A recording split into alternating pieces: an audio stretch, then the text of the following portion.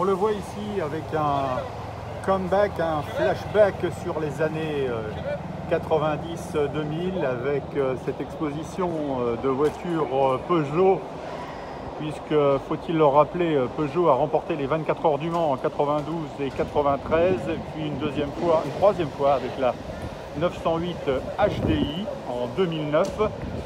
Le top départ des 24 heures du Mans 2020 est donné.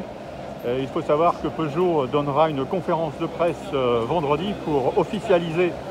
son grand retour, le retour 2, serait-on tenté de dire, aux 24 heures du Mans en 2022 pour affronter Toyota, que l'on voit ici à l'image. Toyota qui disposera la saison prochaine d'une nouvelle voiture, puisque la TS050 sera rangée au garage, au musée Toyota, et sera remplacée tout de go par une nouvelle version hypercar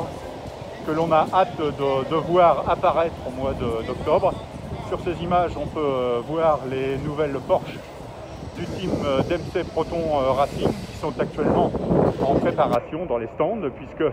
comme vous le savez, les vérifications techniques huis clos oblige ont lieu par les commissaires de la CO et de la FIA dans les stands, ainsi que sur ces images toute la cohorte de voitures LMP2,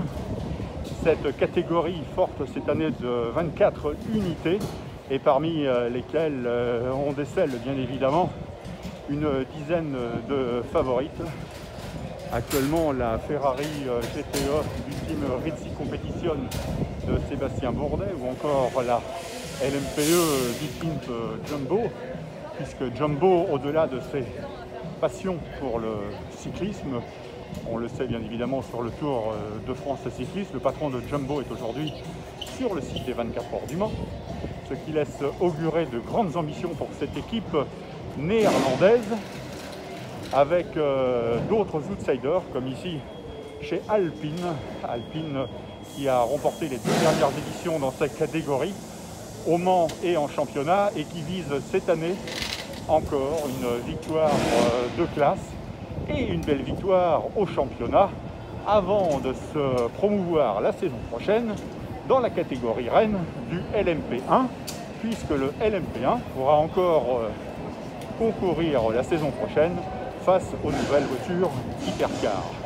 On passe en revue toutes les catégories et la voiture du Sartois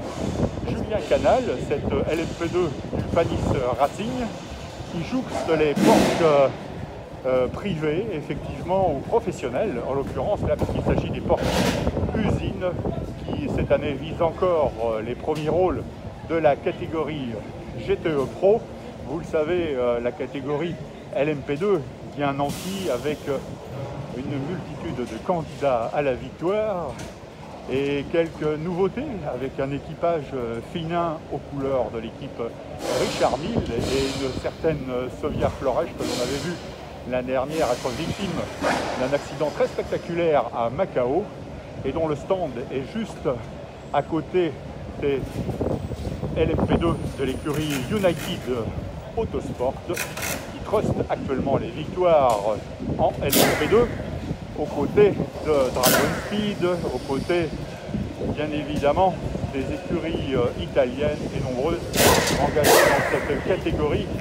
où les progrès sont notoires au fil des ans, comme on a pu constater, avec des vitesses de pointe qui se rapprochent de plus en plus des LMP1, ce qui a d'ailleurs permis à quelques écuries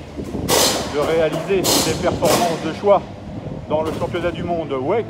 ou encore en ELMS, puisque là encore on compte une quarantaine d'unités, ce qui est quand même un chiffre remarquable comme engagement cette saison, avant de conclure aussi sur le départ de l'équipe Rebellion, justement, cette équipe qui joue le rôle de challenger par rapport à Toyota,